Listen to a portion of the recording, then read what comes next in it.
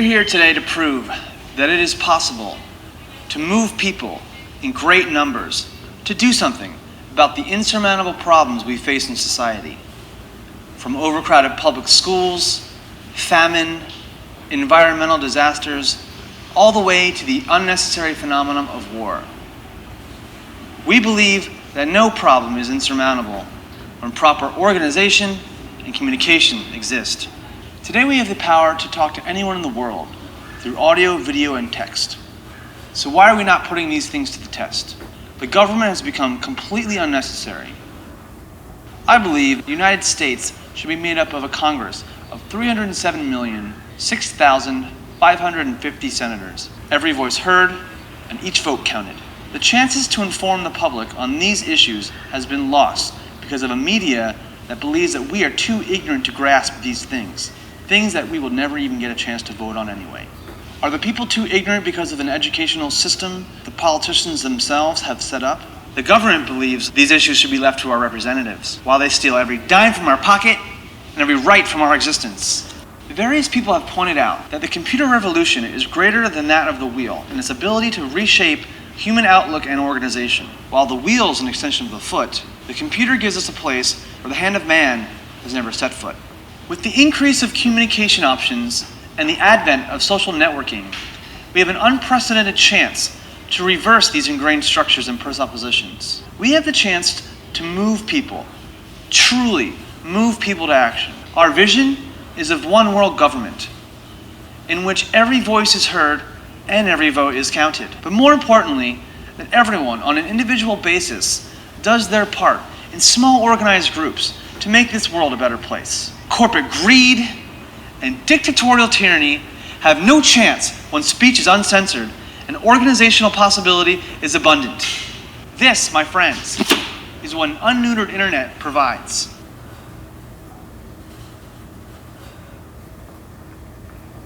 We need a name for our cell.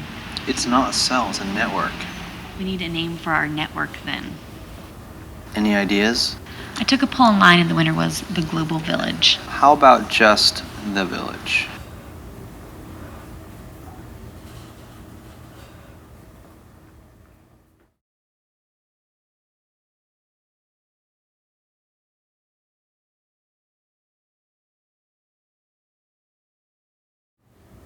Samantha Kruger, profile interview 1. So, how old are you? 24. All right. Where are you from? A small town in Iowa. You haven't heard of it. All right. So, was it a rural area? Yeah, it was rural. There were no Walmarts or big businesses. All the houses were spread apart. We grew up on a farm, but my parents weren't farmers. My dad flipped houses for a living. So, what did you grow on this farm?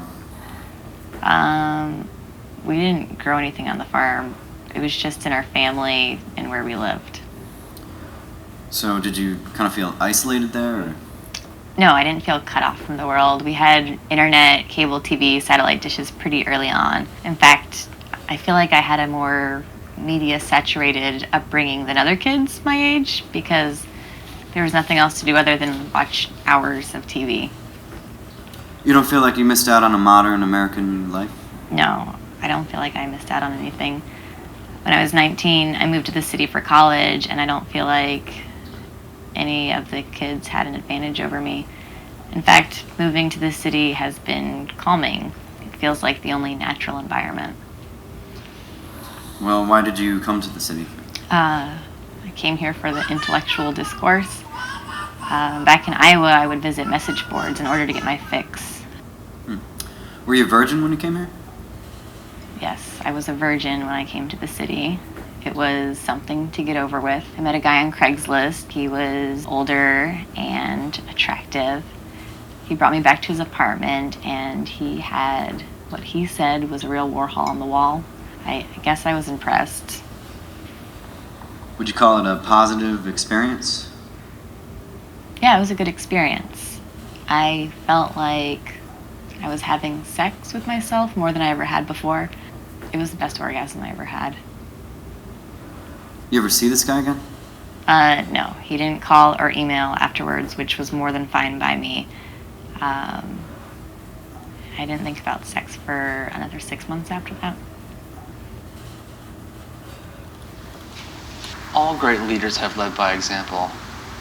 Martin Luther King Jr., Gandhi, Jesus. Right?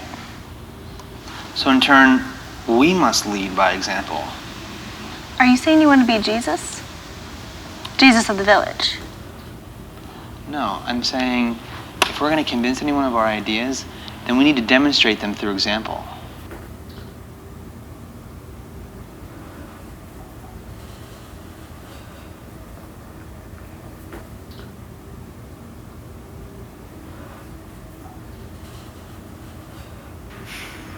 We met online my senior year of college.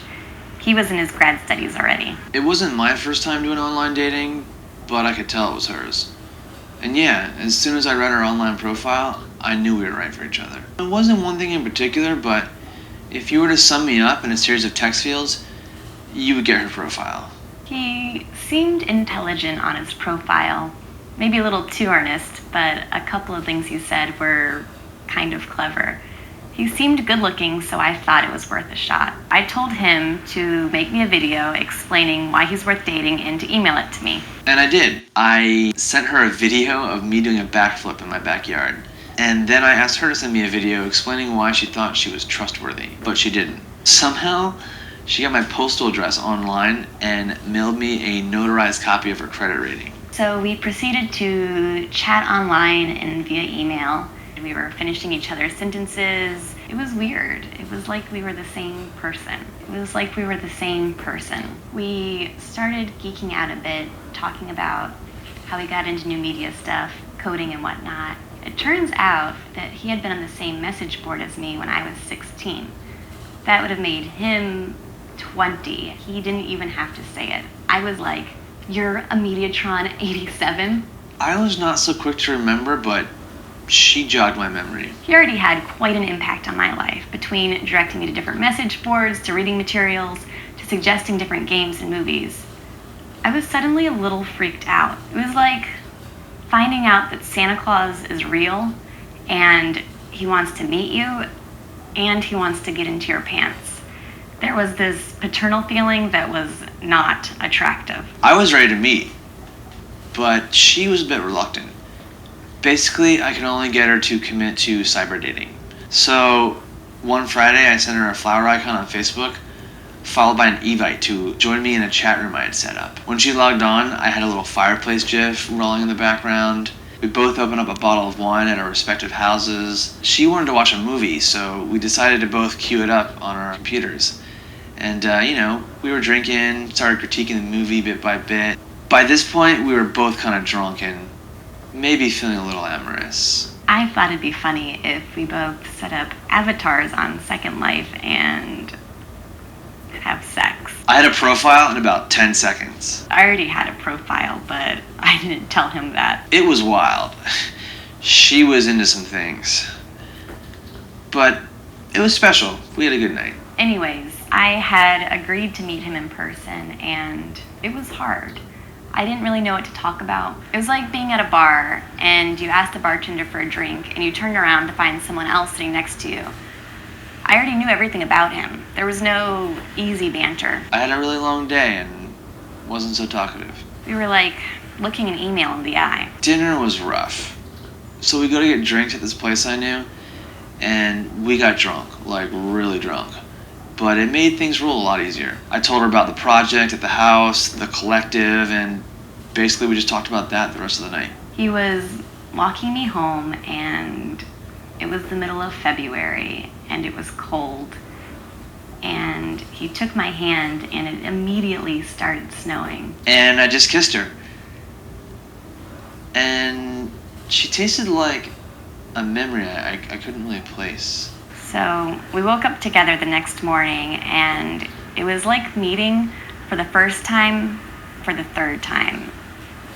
So we talked about this weirdness, and his feelings were that we had already gone through the first stages of the relationship before we ever met, and that it was natural that conversation would be a little bit slower now. My suggestion was that she just move in with me and we go for it.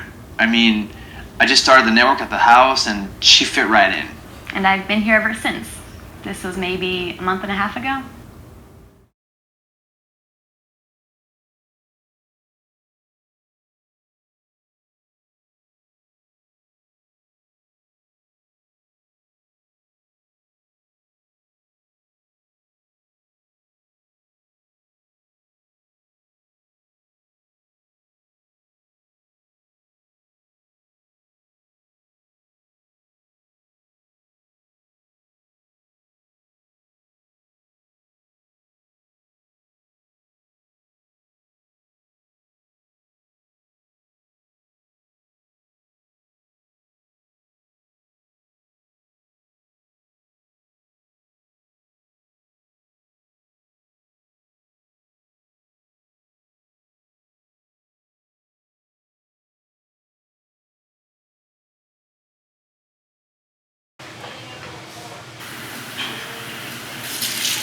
I still don't understand this idea of technology as extensions of man. Or I understand it, but the way it's said seems too literal for such a figurative thing. Well, it is literal and metaphorical. Technologies exist as an extension of man. For example, For example, television is an extension of the eye. The radio of the ear. Clothing is an extension of the skin. but again, these are just extensions of the human body metaphorically. They aren't literally attached to humans, and humans have lost nothing in the process of them being physically detached. Oh. That's up for debate, but they're attached to man literally in the sense that they're a part of the environment. The computer being the greatest example in the sense that it's an extension of the central nervous system. And this is due to the advent of the electrical circuit, which mimics the same reactions that happen in the body and the brain. What are some other examples? All right, well, the vibrator is an extension of the penis. The dishwasher is an extension of the hand. Should we feel sad that we aren't using a dishwasher? Not necessarily. Some things are done better with the human touch. It's all just a matter of being aware of your environment. Why are we standing with all those who are against Israel? They've tolerated more provocations than probably any other country in history. And despite having enough arsenal of nukes to obliterate their enemies, believe me, they can take care of themselves. How many have they lobbed? Answer, 0. While everyone complains about all the evils that Israel has done to the Arabs and then picks apart each tiny imperfection with their democracy, by the way, a republic is ugly. Tens of millions of Arabs, tens of millions, have suffered atrocities at the hands of their own countries. Gays are still tortured today and killed.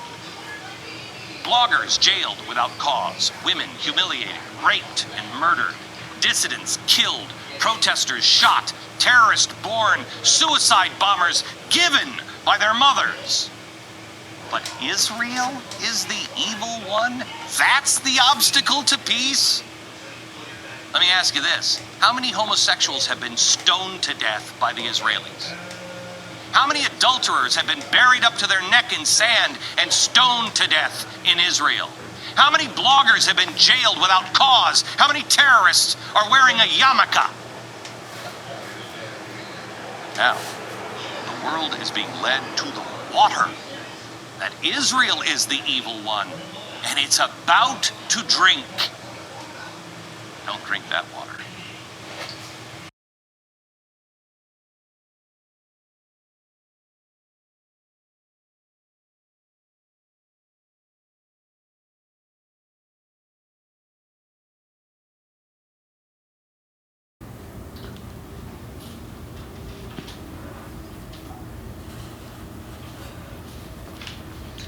You think anyone would care about the oil spill in the Gulf if it wasn't on TV? Would it be like a famine in Somalia or like just an abstraction? I think words are hallucinatory. A camera streaming 24/7 at the bottom of the ocean, that's concrete. Words are concrete. Sound and matter. Words change meaning. Images change meaning, especially with the factor of time. Images are untrustworthy. Let's play a game. Word association. Close your eyes. Ready? Simple. Plan. Execution. Mouse. Trapped. Metal. Enhanced interrogation. Surveillance. Rocket science. Popsicle. Trustworthy replacement. Battery. Atomic comb. Shell. British Petroleum. Infinite despair. Only later. Perhaps. Perhaps. Perhaps. Together. Never. I love you.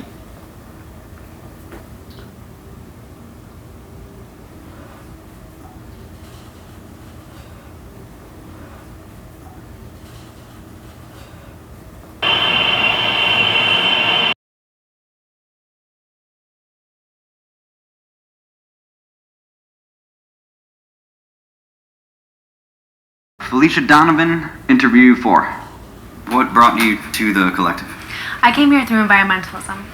Were you involved in radical eco movements? No, I was a traditional environmentalist. I spent a lot of time hugging trees and throwing paint on fur, but I feel like I was getting nowhere. What I was doing was being outpaced by the corporations on such an exponential level. It's pointless. Okay, so what do you see as our mission? I guess it just feels really new and wide open, really. Feels like we can make whatever we want out of it. How about your personal goals? Well, I want to continue with what I was doing. I just want it to be more calculated. I don't want to chain myself to a tree. I want to chain 1,000 people to 1,000 trees. Do you think everybody shares that vision? I wouldn't say that we share the same passions. It's not really about that. I think there's more of an anti-authoritarian bent that unites everyone. We all want to see more bottom-up rather than top-down thinking. Bigger things to be more fragmented and smaller things to be more calculated. Okay, where are you from? I grew up in Ecuador. My parents were missionaries and I was there till I was 14. About a year before we left, a company came in and completely clear-cut the forest we were living in. We had quite a bit of notice, so my parents had made plans to move to Connecticut. When the time came, we left. Was that a difficult adjustment for you? No, not really. I had to get used to being around mostly white people, but I had TV in Ecuador. I was familiar with the outside world. When I went to school, I could talk about mutual celebrity crushes with the other girls. American society was very familiar to me. So do you feel a strong connection to nature? I don't know. I guess I've never really had that strong of a connection to nature. I wouldn't really put it like that. I just felt like what we were doing was wrong. And it still is. And how old are you? I'm 22 years, 6 months, 44 days, 22 hours, and 5 minutes old.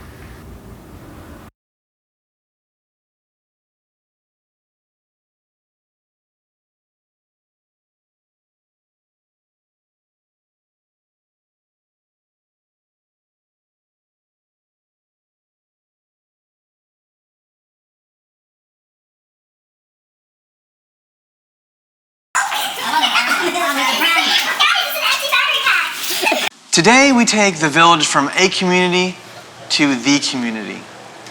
It's time we start demonstrating some of the things we've been talking about. The best way to accomplish this is to treat our group strategy as a new medium coming forward.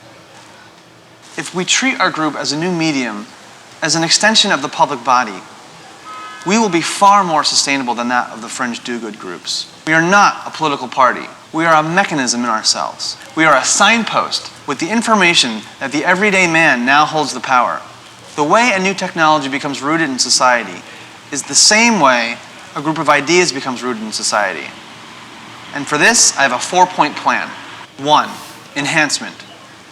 This is when a new technology enhances something that existed previously. I will use the example of radio throughout. With radio, it amplified news via voice, music, and sound. 2, obsolescence. This is when a new medium makes an old medium obsolete. Radio reduces the importance of the print and the visual. 3, retrieval. This is when a new medium retrieves that which has been made obsolete previously. Radio returns the delivery of information through the spoken word. 4, Reversal. This is when a new medium flips into something completely different once it has been pushed to its extremes. Acoustic radio proceeds to flip into audiovisual TV once pushed to its limits. So, the way we begin is by engaging the public through their needs and setting an example at the same time. Today more than ever, the public requires distraction and entertainment to keep their focus. So what I propose is on the first warm day of summer in Justice Park, we hold a flash mob, a water gun fight. But not just a water gun fight, a barbecue, a place to hang out. We get people out of their homes, outside, face to face with each other, engaging each other, and doing something together.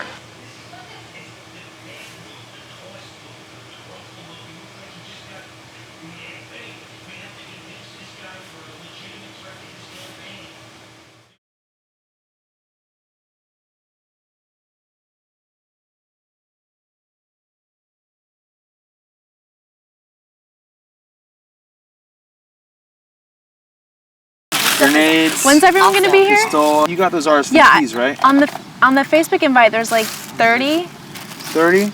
and I mentioned it in my last video blog too. Too That was a much. good idea to get those bubbles. We have anyone see any place to refill water? We should call someone and to bring a bucket. Maybe Yeah. Matthew can bring some. Oh yeah, that plugs into the bubble gun. Any of you bring a cell phone? Yeah, I have one in my bag. Should we make a there's two more. sign or Like, come have fun. Oh, maybe Yeah. we could Guys, write over here. right with the chalk? With the chalk. Yeah, pop Okay. it, because nobody's here. Okay, let's do the chalk. Who wants to do it?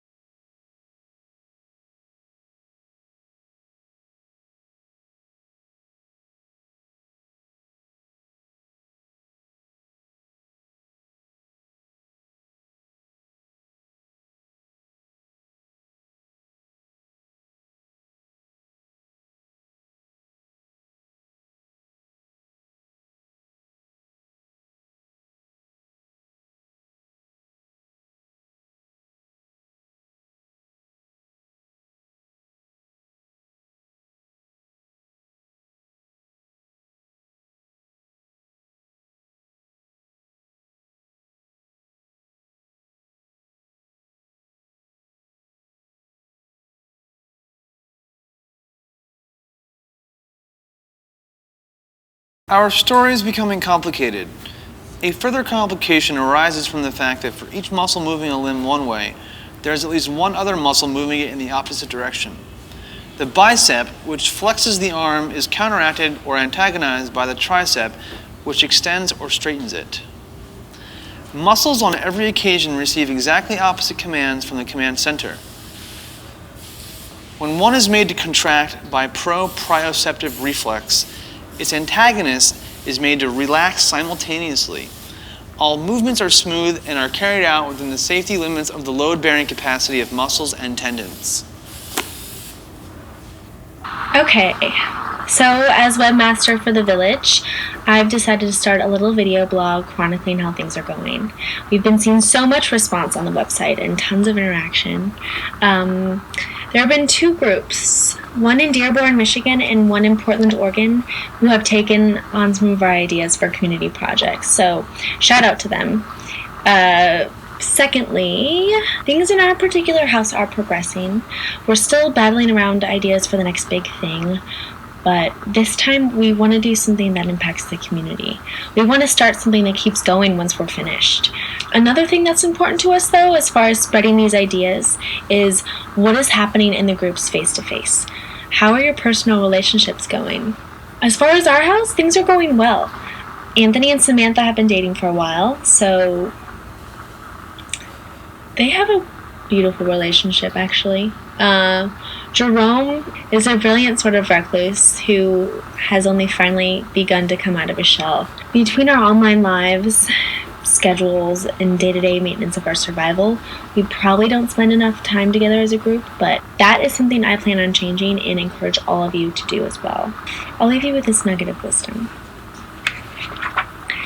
An electric society has the same tendency as the agrarian one, since it swiftly translates hardware into software or information. This information approaches the condition of speech and more becomes capable of being learned by a child. Spread those seeds, guys. I'll see you next week.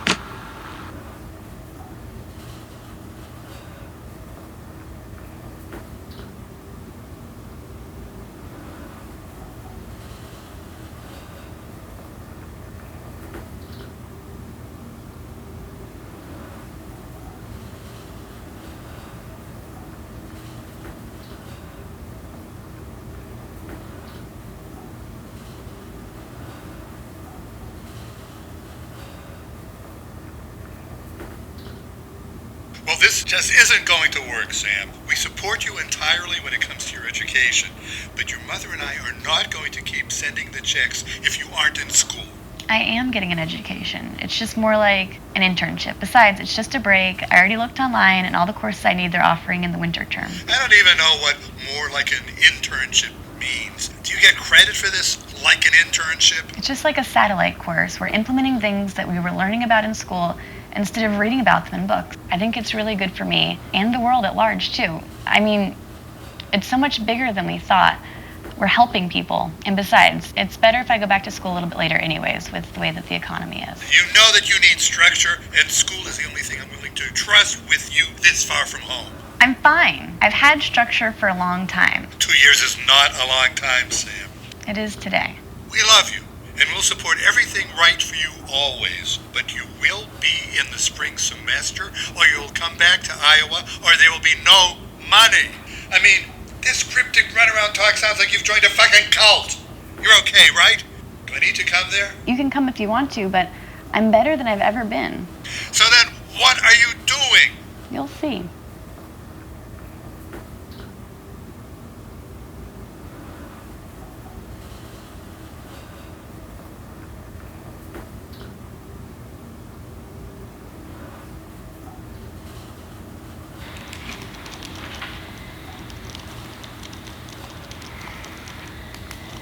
Hey, what are you doing, man? Just uploading some stuff to the website. Oh, cool. Listen to this. Readiness for war characterizes contemporary social systems more broadly than their economic and political structure, which it subsumes. Mm-hmm. Well, what do you think of that? What do you mean, what do I think? I mean, what do you think it means? I think it means war is the foundation of society. See, I think it means war is the catalyst for change. Change happens after the war. What, just to, like, sort things out or something? I don't know, man. I'm kind of busy. Can you just email me?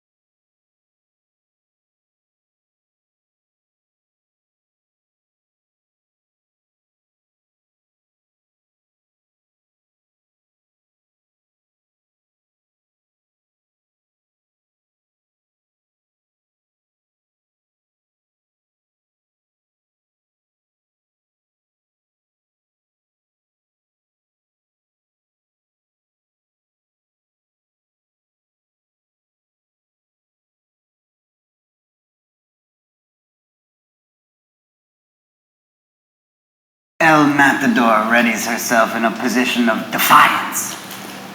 She is prepared for the beast. Her stance is crooked, as if already in motion. The beast gives one final dig into the ground, an act of intimidation. But El Matador is unmoved. The ferocious beast bears down on our hero with the force of 1,000 armies.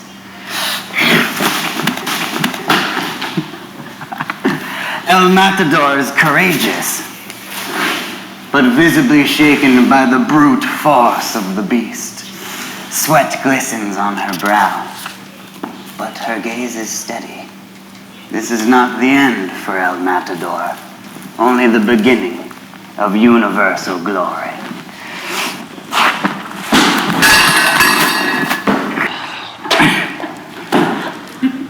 Guys, seriously, I'm trying to work. I'm not hearing myself think with you two clowning around. Take a break and pretend. Revolution takes a break? Revolution takes a break?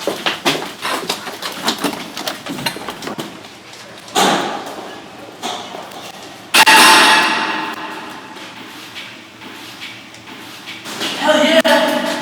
Bicycle seat handlebars. Stoner moron. No, he's a genius. He just turned a bull's head into a bicycle seat and handlebars.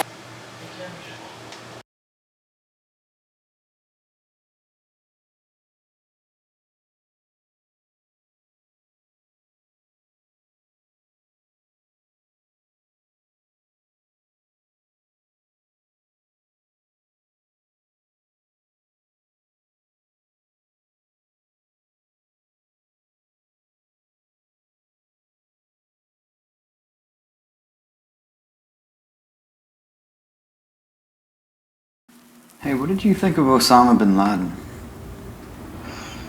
I guess I thought he was a maniac. Yeah, but wasn't he kind of a genius maniac? What? I mean, from like an organizational standpoint. Actually, from what I understand, he was quite inept. I don't think Al-Qaeda had more than a couple hundred members in its long life before 9/11. He just got lucky. No, I don't think so. I think he saw where he was failing, and then he just took it viral. You're an idiot. Is fundamentalist Islam not a viral idea? The most insidious kind. He realized he didn't even need a huge organization, just one that was big enough to spread a viral idea to create other organizations. And then 9/11 spread so many videos that it must have been the most successful viral video of pretty much all time. Yeah, I guess. And then when it was all over, he just kind of disappears, starts video blogging for the rest of his life. This is a guy that really got it. A butterfly flaps its wings in the east, and the Twin Towers fall in the west. And bombs fall in the east. Exactly.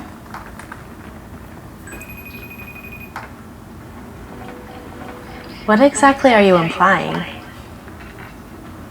Nothing, I'm just kind of thinking out loud. Are you saying you actually admire this nutcase? I'm saying that he was really good at organization and using media to be an absentee revolutionary.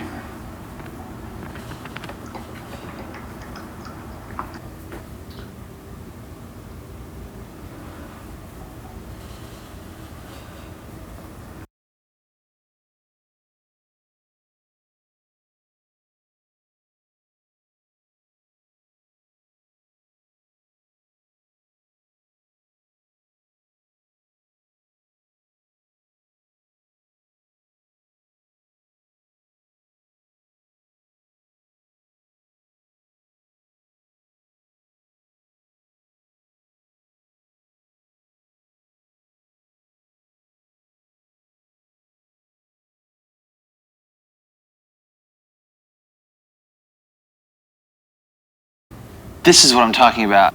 This program is going to change the world. I mean, they give these kids in isolated areas a chance to enter into the rest of the world. You know, through software, they can learn to read and write, finally see what it's like on the other side of the class curtain, pull themselves into alignment with the rest of the world. Yeah. And what's with these monosyllabic responses? You don't agree, huh? I mean, it's like a no-brainer to me. It's like a cure for AIDS or something. I don't think anyone in their right mind would think it's a bad idea. Well, I don't think it's a bad idea. I'm a little bit more skeptical than you about it. I mean, what happens when Google takes away their camera crews? Do these people even know how to use the technologies that they've been given? Or what if they break down? I mean, do they know how to fix them? And where is this? What about the government coming in and cracking down on communication between people and taking away new forms of technology? And where are they then? Yeah. I mean, it's the first step, man. And hopefully some of them will educate themselves and grow up to change their society. Change their society? Yeah. I don't think there's enough time for that. I mean, for example, how's one of those laptops going to be able to make their barren soil capable of growing crops? Maybe not directly, but I mean, these laptops, you can gather scientific knowledge and, educate yourselves on how to reverse that process and curb further erosion. What they need are guns. Serious? You're serious? Guns? Yeah, I mean, we're talking about technology, right? And what's the technological progression of the gun? The camera. One projects out and the other projects in. These multimedia presentations shot on video for an audience in the first world might have some sort of revolutionary impact for the industrialized world, but in the third world, this kind of thing isn't really practical for any measurable change. That's all I'm saying. What are you saying? I'm just saying that they're not going to be able to do it by themselves. I mean, raising awareness is one thing, but it's not going to matter if it's just awareness that's raised every once in a while on the nightly news or on some hour-long television special. Like, oh, it still sucks in Africa, but in other news, Jerry Seinfeld's back, and let's see what he's up to after the break.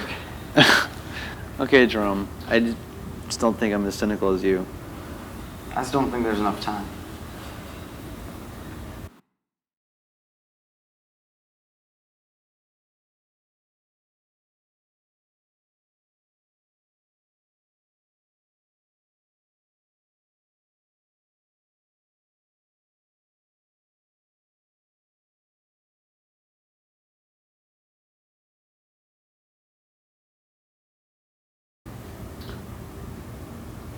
When you were a kid, did you think that by now we would have like flying cars and we'd be traveling to outer space?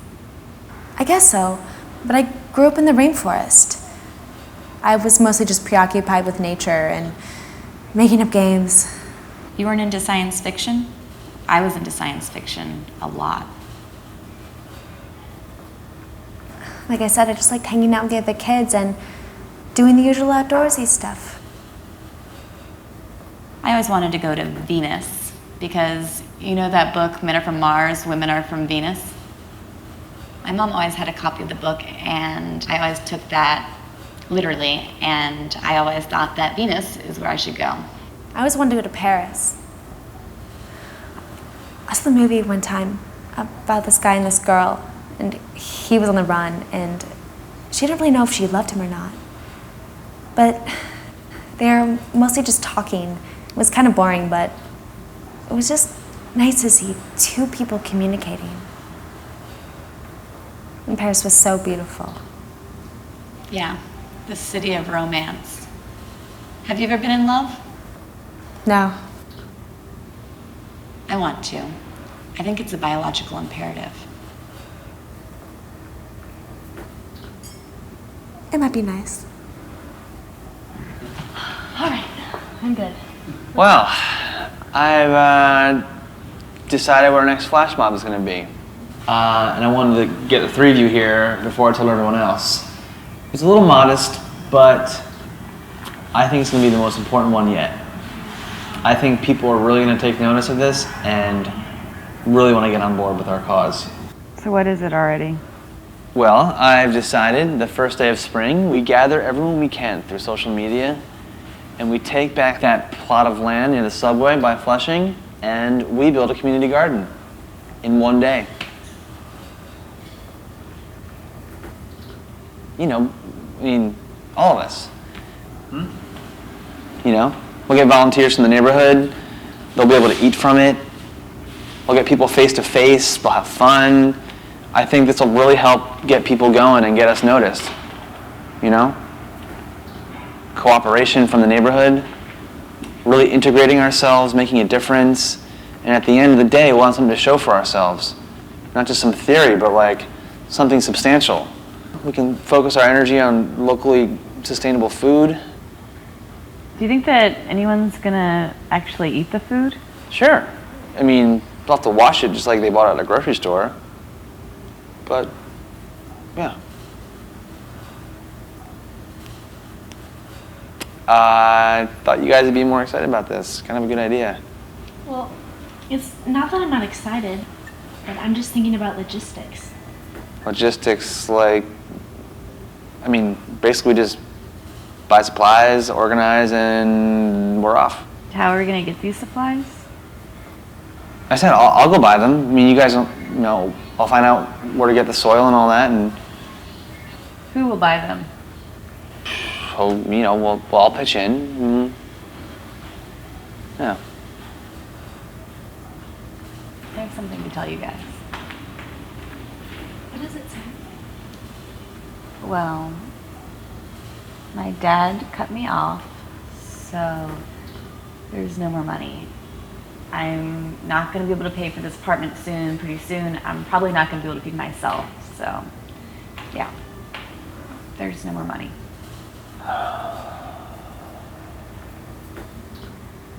It's okay, we'll figure it out. Yeah, I mean, the three of us still have our financial aid coming in, right? Right? So we'll just get part-time jobs or something and make up the difference. It's not a big deal. Sam, you're like family. We'll take care of it. Yeah, we'll take care of this. I've been working on getting us a grant, and, you know, we're just gonna have to figure this out. I kind of need my health insurance. Well, it's not like you're gonna get sick anytime soon, right? We'll come back to the health insurance thing. Besides, you're going back to school in the fall. Your dad will come back around. Guys, we just have to make it to the summer. All right, well, I think it's a good idea, and we should do it. Awesome. That's one. All right, I'm in. Sounds good to me. Great. What do you think, Sam? Yeah? All right. First day of spring, the garden grows in Brooklyn.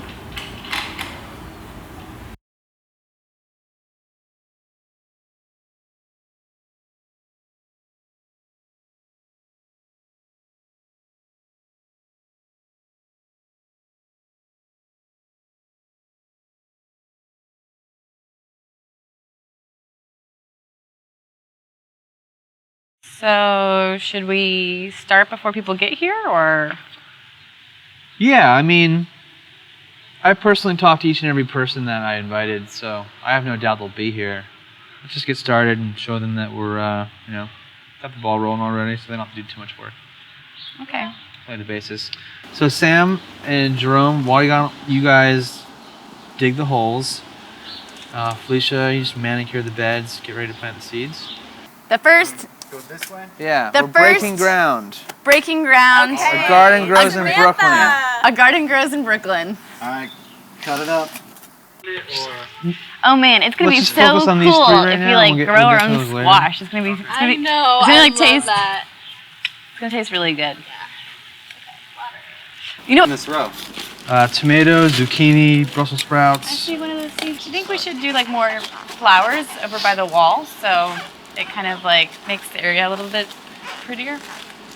Like you're getting home from Yeah. work, you get up the subway and you can see like a burst of colors. I like that idea. You want to kind of like loosely just kind of I'm hitting pack a the rock soil, over here. Yeah. and then don't put too much water on it. Just like enough to make it moist. But the people at the farmers market. It's a little rocky over here. Whoa! Yeah. What's that? Ooh. Is that a? What is that? Oh, it smells bad out here. All right, so one. Thought that people would be here by now. A lot of people are excited about this. Okay. All right. All right. Okay. Oh. Oh shit. Yeah, let me do this. I got it. Come on. You just help Felicia plant the beds, all right? Yeah. I grew up on a farm.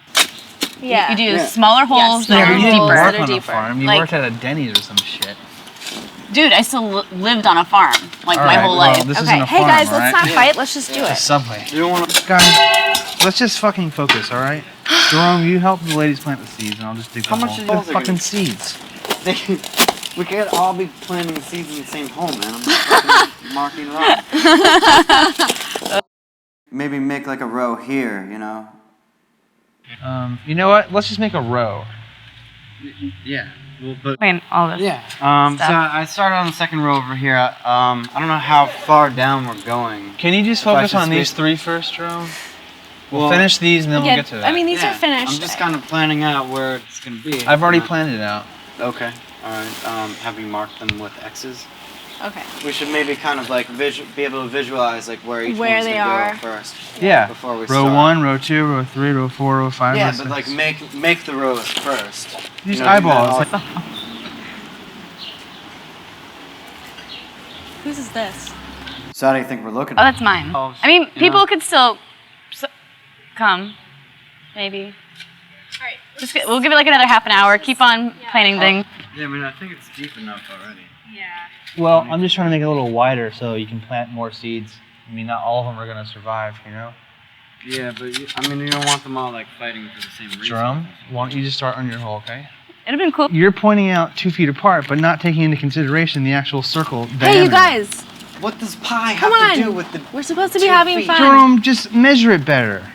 I'm sorry. Did you bring a yardstick for me? Are you trying to Yeah. dig a grave? Why is it so? Didn't you say you talked to everyone that was coming? So Yeah, even I mean, if the text Facebook messaged. was wrong, like. A text message. If you just text message people, that's not gonna make them come out. Like people like to get like Technically, personal a text invites. message doesn't qualify as communication unless you hear back from them.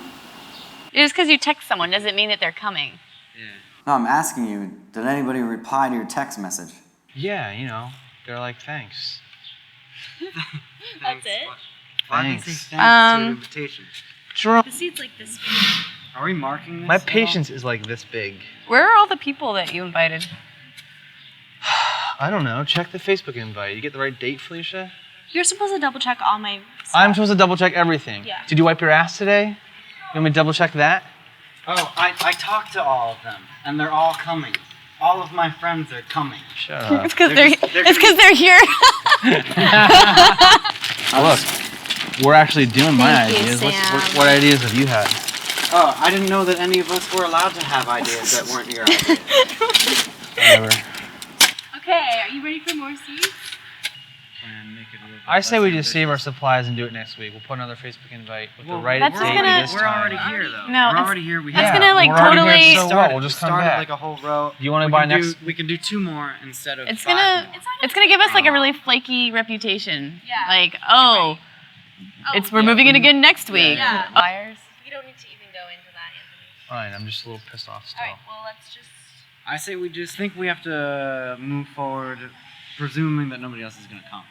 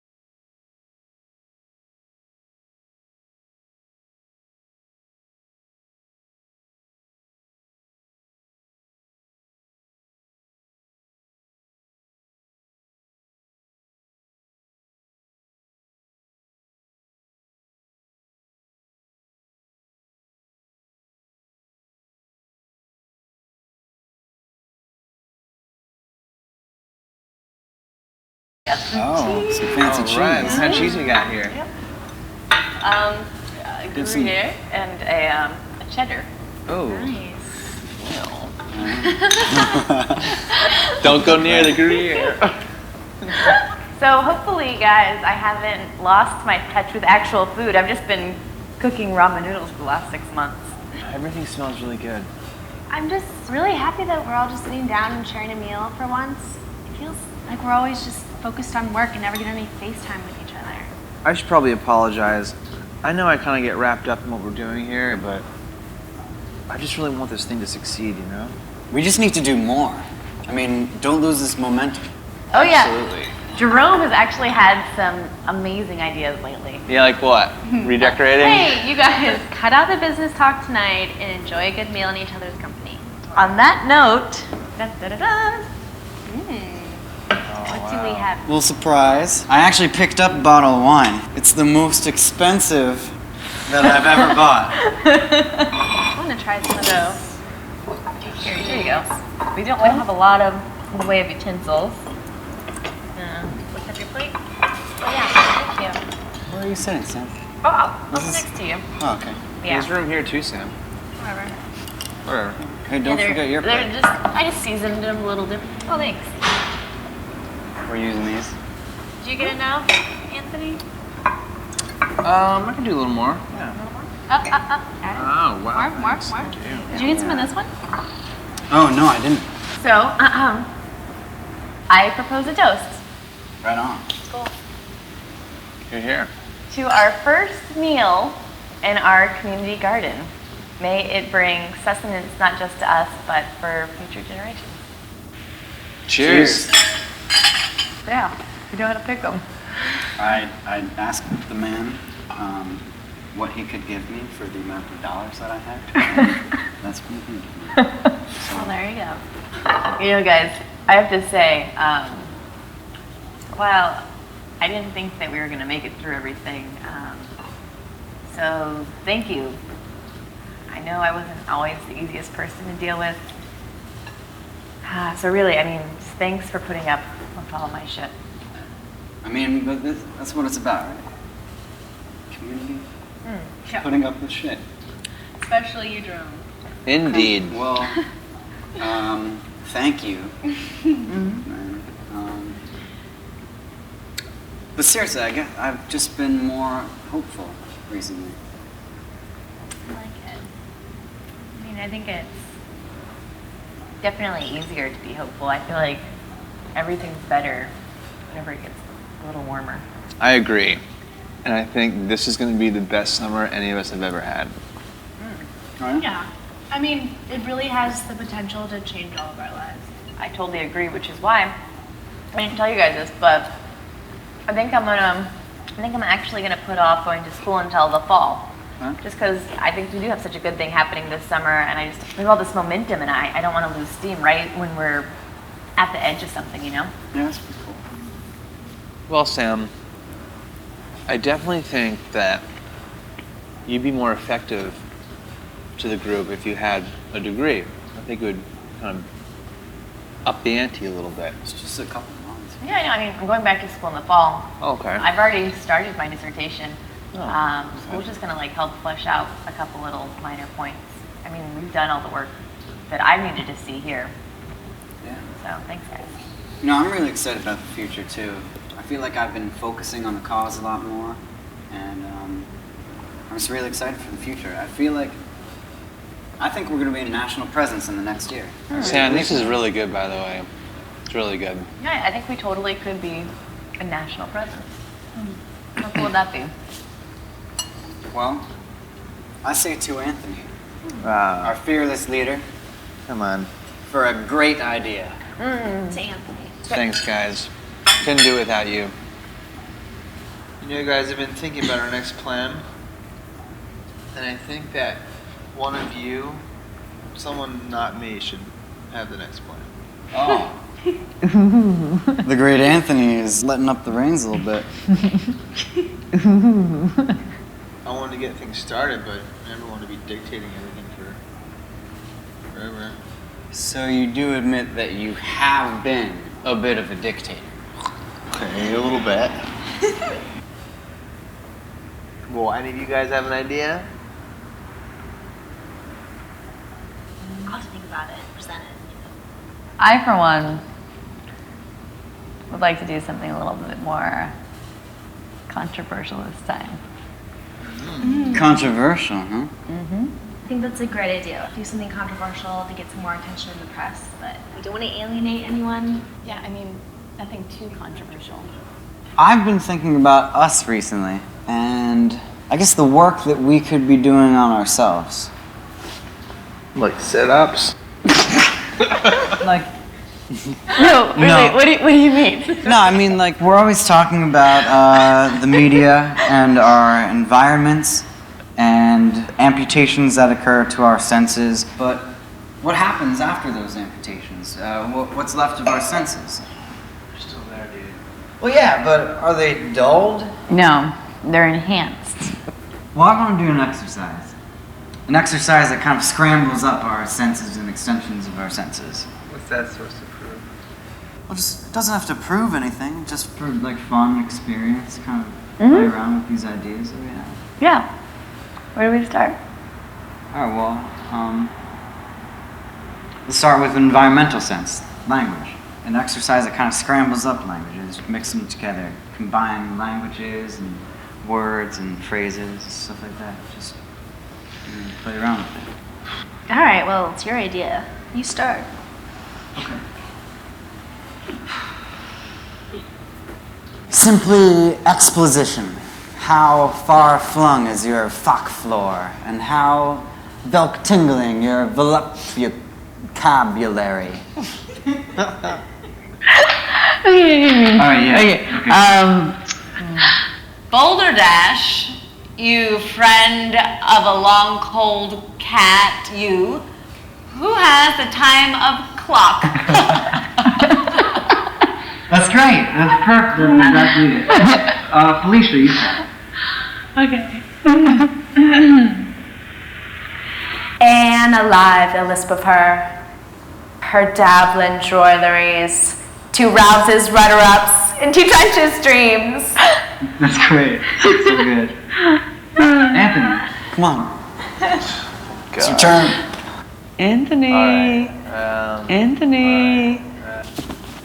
Circumstances dictate that tidal waves and underwear house millions of policemen who police the police and Bay.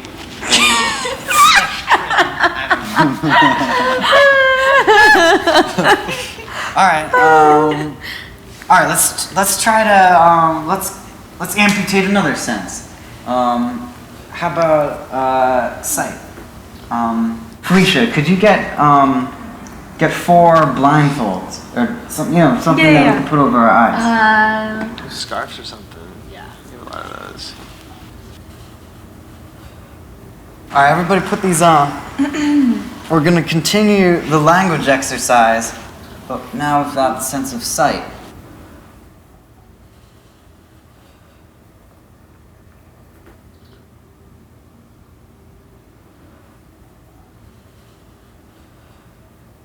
Alright, I'll go first. How on the outer side of his bell chire tires and close your nose in paradigm may re-rise in Aaron. Making his pilgrimage of child so engrossing to his gamamine. What the ideoglossary he found under Hicks I saw. All differing from clocks from keys, since no one has the time of beard. Whose wrath's higher for the wreath's highly fictional charity. That's great. Okay, so what senses have we amputated in order to extend? Hearing? Well, we'll get to that last, but what else? Touch? Right, and how have we amputated touch? Through clothing. Exactly. So I think we should all get naked. No, we shouldn't do that. What's it supposed to accomplish, Jerome? Well, it's just an exercise. It's an exercise of awareness. I mean, we're all wearing blindfolds anyway, so that nobody can see each other. And sight is a sense that we rely on too much, so why not experience the world a little bit more purely by stripping away our layers of clothing? I'll do it. Well, I won't. I'll do it too. Here, I'll go first.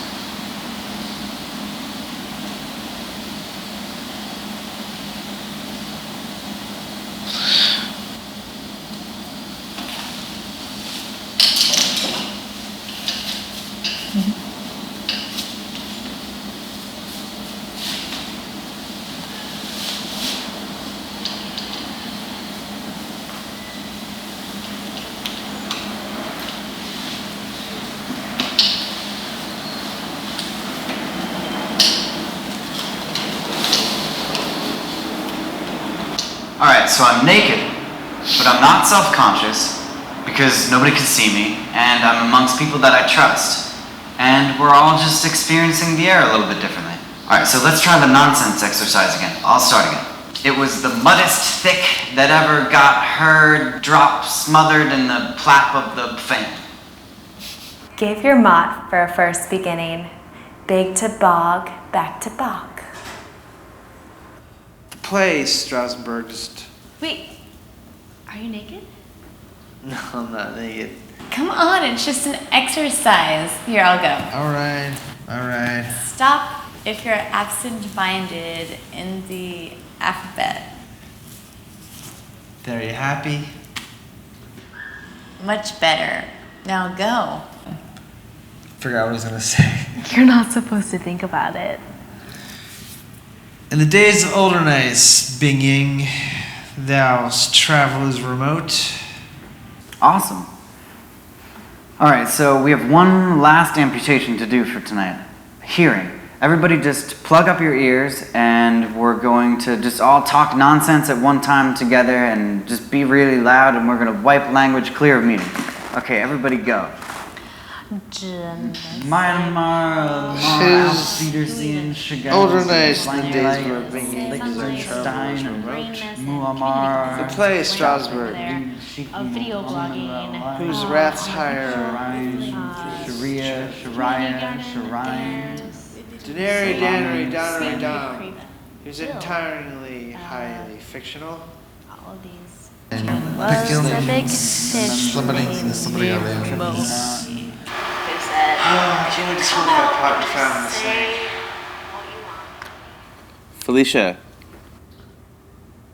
Felicia. Hey, Felicia. Where did everyone go? I think they went to Jerome's room. Of course. Can you just close your eyes?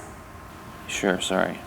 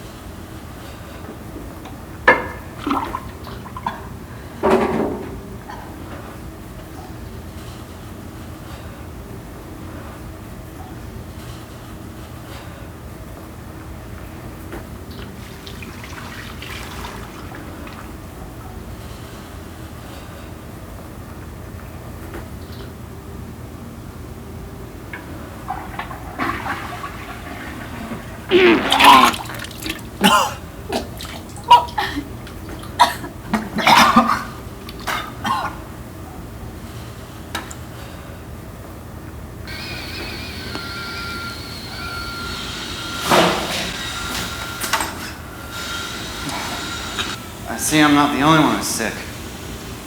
You are correct. I'm assuming we didn't all simultaneously catch the flu. Seems reasonable. I'm looking for the carton of cream we used for the sauce last night. It feels like food poisoning. It must have been expired. I made some ginger tea. Everyone drink and you'll be okay in like an hour. I'll try some. I don't think it'll work. Just drink it. Did anyone take the trash out last night? I can't remember. I don't know. Look, I already made an appointment with the doctor this afternoon. I'll go and find out what's wrong with all of us. How are you gonna pay for it? Coffer's a little empty these days. You don't have to pay for it immediately. They bill you later. Think on the bright side. We all have the same thing, so it'll be like getting a 4-for-1 deal. Found it. This doesn't expire till next week, so it can't be the cream. I don't know, it could still be the cream. Maybe we just left it out for too long or something.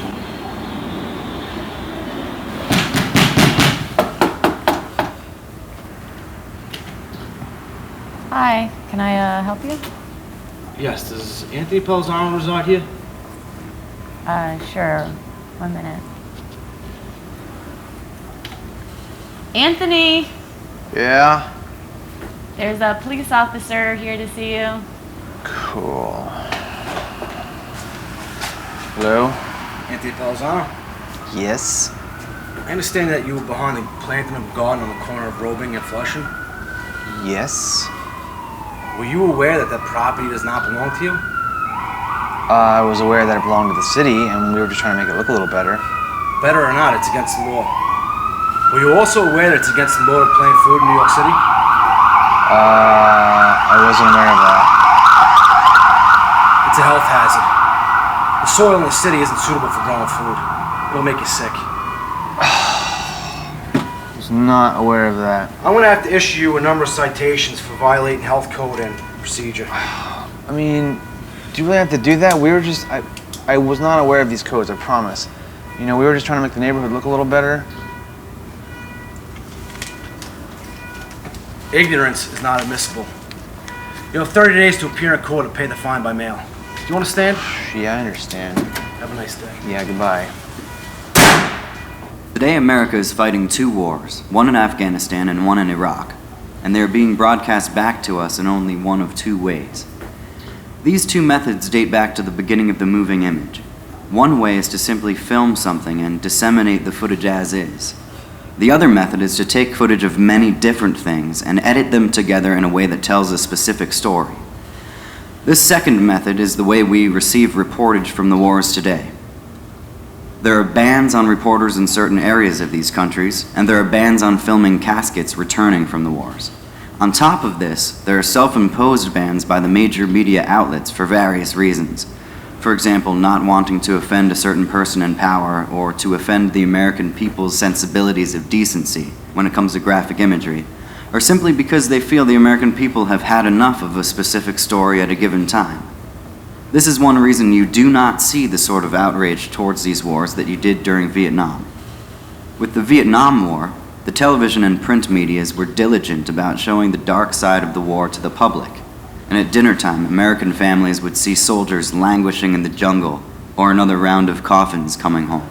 This resulted in mass outrage throughout the country and helped to spawn innumerable protests and fringe groups, including Students for a Democratic Society and the Weather Underground. None of this officially ended the war, but it kept politicians in a state of worry and kept pressure on the idea that this must end eventually. Today, those in power have such a tight rein on the distribution of these images in the mainstream that they essentially hold a blank check until it starts to affect those back in the homeland. Now, alongside this story, the first method of broadcast is peeking its head out due to the availability of small, low-quality cameras and cell phone cameras. A prime example of this is the Abu Ghraib photos taken by our own soldiers. These tools are also available so cheaply that the people in these damaged regions have access to them, and more raw, uncut footage trickles out of war zones and despotic regions. As people become more untrusting of the mainstream media, and these technologies spread exponentially, these images that tell an undoctored story will become more prevalent, possibly becoming our main source of news from around the world. As far as helping the world through technology, it is our duty to do everything we can to get these devices into the hands of every dispossessed and underprivileged person in the world. Poor image quality of these devices, compounded with the amateur methods in which they're utilized, deliver an abstraction that compels the viewer to use their own imagination to complete the picture. This makes a disturbing image all the more disturbing because the mind fills in the blanks and the event is internalized rather than just witnessed. Traditional reporting will not die, and there will always be people chiming in on every story for better or for worse, but the difference is the separation of the image and story will allow people to make up their own minds. This sort of fragmented imagery will have a myriad of effects on our lives, the most fundamental being its likelihood to change the way we dream. Video blog number 17. Things are at a bit of a standstill at the moment. We've all been really sick for about a week and an unexpected expense has come up, so we're currently regrouping.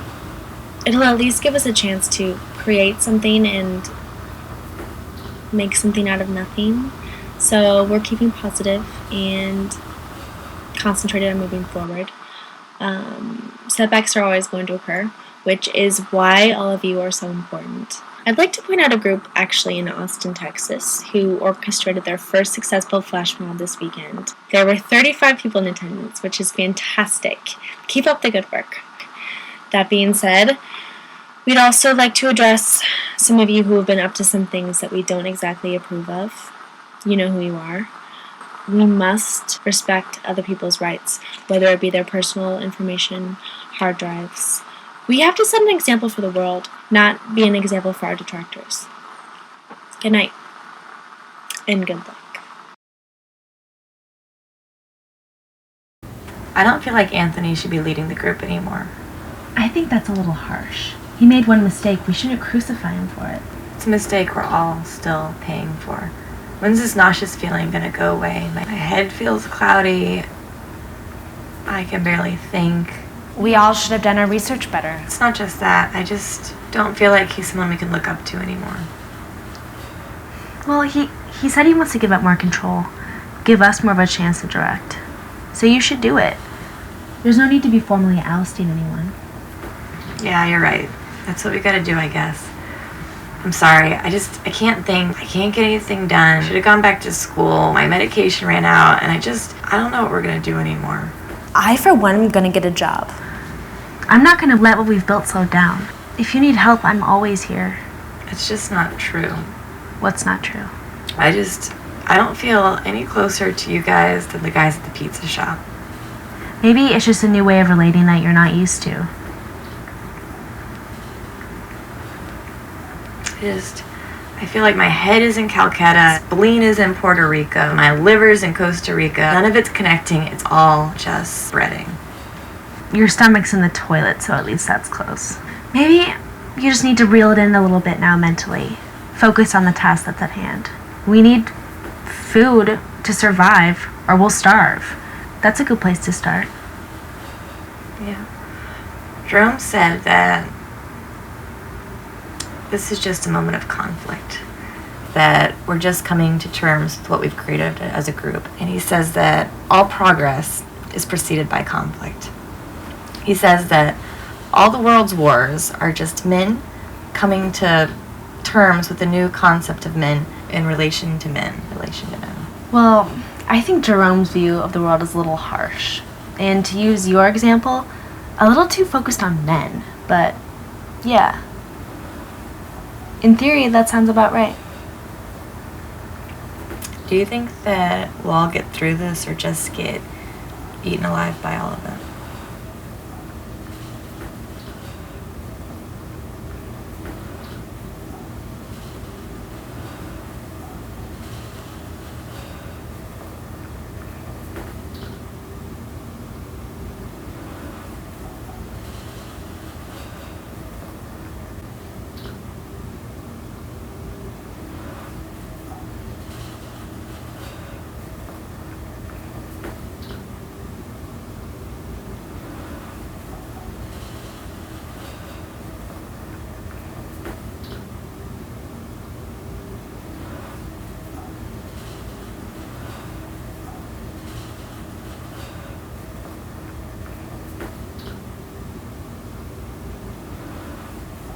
All the significant discoveries made about the natural world have been inspired by all the real or imaginary military necessities of their epochs.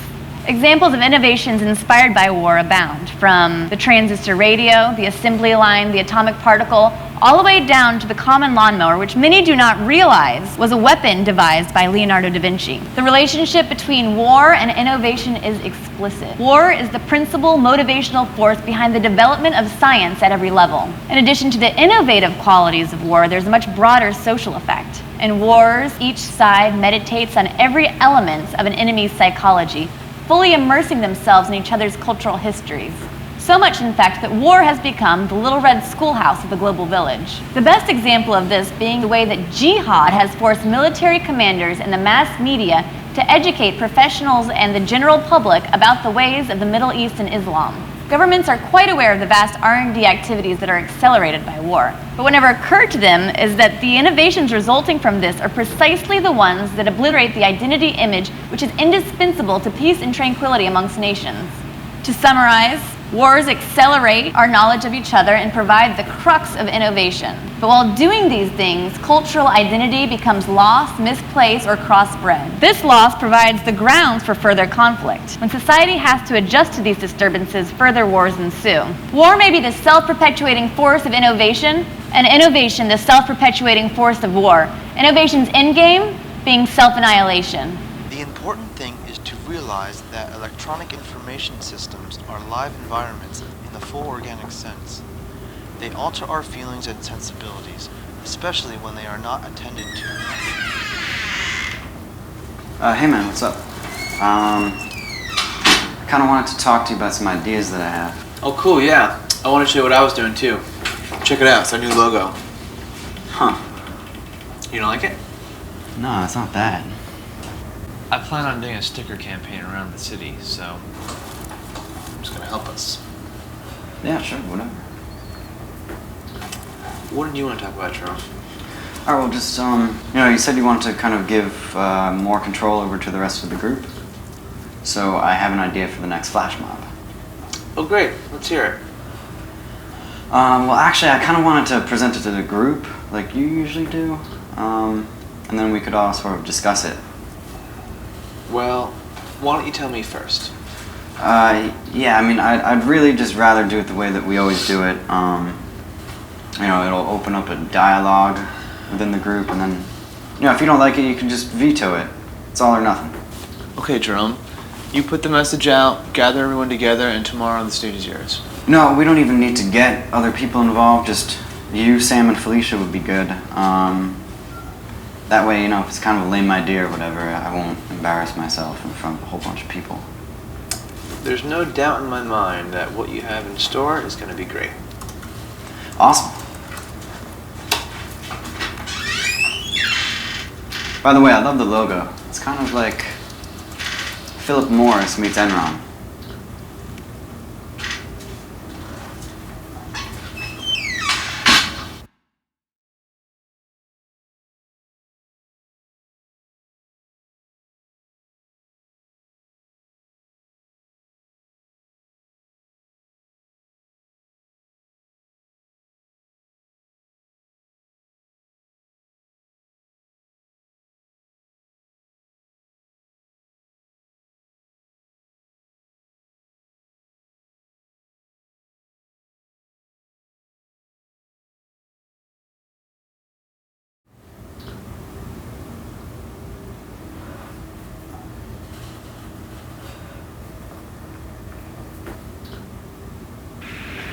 I love you. I think that maybe you should stop. I don't ever want to stop. Suit yourself. Why do you want me to stop? Because I don't know what might happen tomorrow. That shouldn't stop you from making plans. It doesn't. We've talked about a lot of things. I'm a revolutionary. A revolutionary needs to stay focused on the cause. Revolutionaries can be in love. No, they can't. A revolutionary's reach must exceed his grasp. I can grasp love. It's just not part of my plans. Why do you keep saying that? You'll see.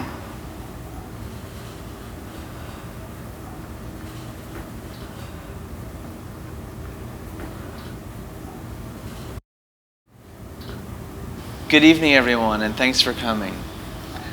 I know that this is Jerome's meeting, but I wanted to take the opportunity to formally introduce Jerome. He believes he has some new ideas about the direction of our group. I, for one, believe in him, and I'm excited to hear about some new ideas. Let's give him our full attention.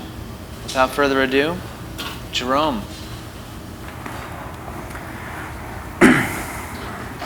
Thanks, Anthony. Thanks, guys. I think when I'm done speaking, we're going to have a really exciting new direction for the group, so thanks for hearing me out. It has been said that the computer revolution is greater than that of the wheel in its capacity to reshape human outlook and organization. Whereas the wheel is an extension of the foot, the computer gives us a space where the hand of man has never set foot. But the metaphor of the wheel and the foot goes further than this, because it's more than just an extension. In fact, it comes something closer to an amputation. Every technological innovation is an amputation of our physical bodies and abilities in order that they may be amplified for social power and action. Naturally, such an amputation is associated with pain. If someone were to cut off your ear, for example, you would feel tremendous pain. Likewise, when these metaphorical amputations occur, psychological pain follows. These amputations so disturb our central nervous systems that we lash out in defense, and wars are a natural result. Political and social minorities are often the first to feel the effects of this disturbance in the most visceral ways. In our globally networked planet, this revolt has spilled over into the third world. We are beginning to see a social and political shift due to the exponential growth of technology. Today, two cultures exist side by side. One more advanced than any other in history, and one that maintains a way of living that is thousands of years old. This push-pull dynamic will be one in which the third world will find itself empowered by technologies available through the first, while simultaneously the first world will be grappling with its own violent history. The older foundations of society, which the first world has come to feel are no longer necessary, will reassert themselves as part of the bigger picture. This is something that we normally only witness in the rear view mirror. But one of the prime examples of this is the decline of religion in the first world, and the third world's attempt to grapple with this through jihad. Now, if you were to place a frog in a pot of water at room temperature and slowly bring that to a boil, the frog would simply wait and die, boiling to death, never feeling the incremental change in temperature. Here in the first world, change has come at a slow boil, and although societal upheavals have occurred, they've been far less painful than the ones experienced in the third world today. They are being asked to amputate all of their senses at once. They're being asked to navigate a world with a roadmap for which they have no legend. The major advances in civilization are processes that all but wreck the societies in which they occur. And in a global village, these stakes spell extinction. This brings me to the idea for my next flash mob. As a collective, we have been most effective at building a network of like-minded individuals from around the country, but least effective at enacting social change locally. The time has come that we need to be more revolutionary in our thought process and more radical in our action. Recently, I've been gathering like-minded people throughout our network, radicalizing the unconverted, and redirecting the message through our website. Tonight, I will send a single text message, and a sizable group of our people will descend on a wealthy block of Manhattan to destroy the waste. All gas-guzzling, atmosphere-polluting vehicles will be destroyed. All sweatshop-employing, luxury goods-producing boutique shops will be destroyed. All technology-producing stores of innovation will be destroyed. Anybody who gets in our way will be destroyed. The ways in which power is consolidated, wealth is concentrated into the hands of a tiny elite, education is treated as an annoyance, and the environment is taken for granted are unacceptable. And we intend to make it known that we will no longer stand passively in the face of these atrocities. This is going to be the first of many demonstrations in which we intend to demand a slowdown to the world's production and a reassessment of the way we choose to live. Now the time has come that we must adjust, not invent. Society must stop moving technology forward, and we must innovate our confrontations with it. We have to find the environments in which it will be possible for us to live with our new inventions by destroying the environments with which we have become too comfortable. We intend to demonstrate the violence that is necessary for modern technology's birth and the violence that follows that birth. We intend to bring the violence of evolution to a street corner near you. Thanks, guys. What do you mean you redirected our message on the website? Felicia works the website, and I check up on it like every day. There hasn't been a change in weeks. None of you have been viewing our actual website. That's a dummy site that I've set up for your computers to redirect to. Well, what about the message boards? I maintain contact with our people constantly. Again, those are fakes. Those are accounts that I've set up to be maintained by people that I've approved to communicate with you. And how long has this been going on? For months. Well, I mean, we're not gonna let you get away with it. What's the point of even telling us anyway? Because I wanted to present my point of view and give you the opportunity to come along. This is the inevitable direction for our group, and after everything I've said, I can't understand why you don't see that. Well, I don't. Well, I wish you would. We don't. This is stupid. We are a peaceful organization, grassroots community. Well, you don't riot. You're getting impatient about something that takes time. We don't have time. The world is outpacing us in every respect, and this is going to happen whether you like it or not. Your fingerprints are all over it.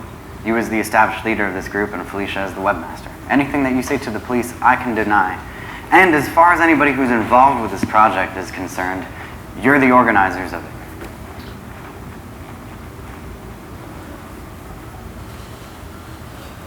Sam, you're not saying much. Tell him he's wrong.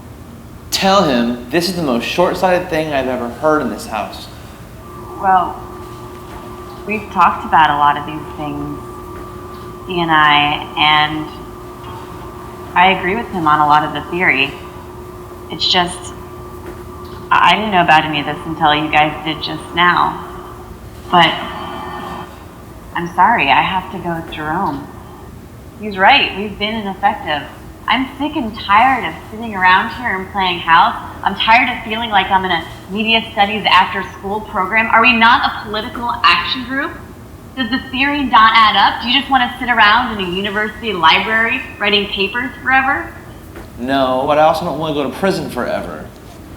Then come along with us on this. Look, I've covered our digital tracks very well. Nobody has to find out about anything. If you want to participate, we want you to join in on this. But if you don't, then I'm going to have to ask you to step aside. And that's all that I ask. You have my word. We gotta go, Sam. Well, what do you expect us to do? I expect you to sit here quietly for the night and watch history be written.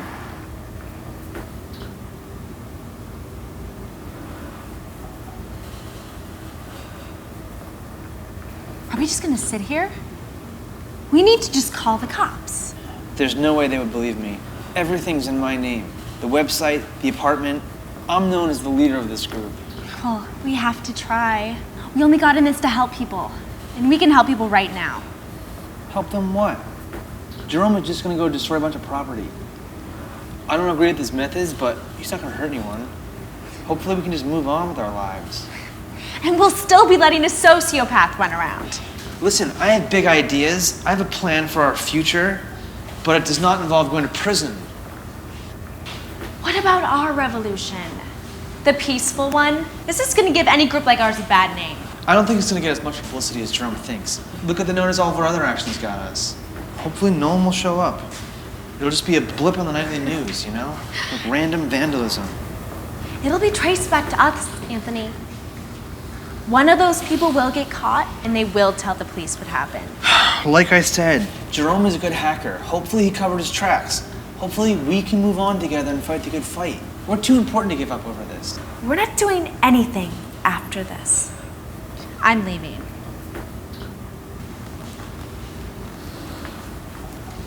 Felicia, I'm just thinking of the greater good, you know, the big picture.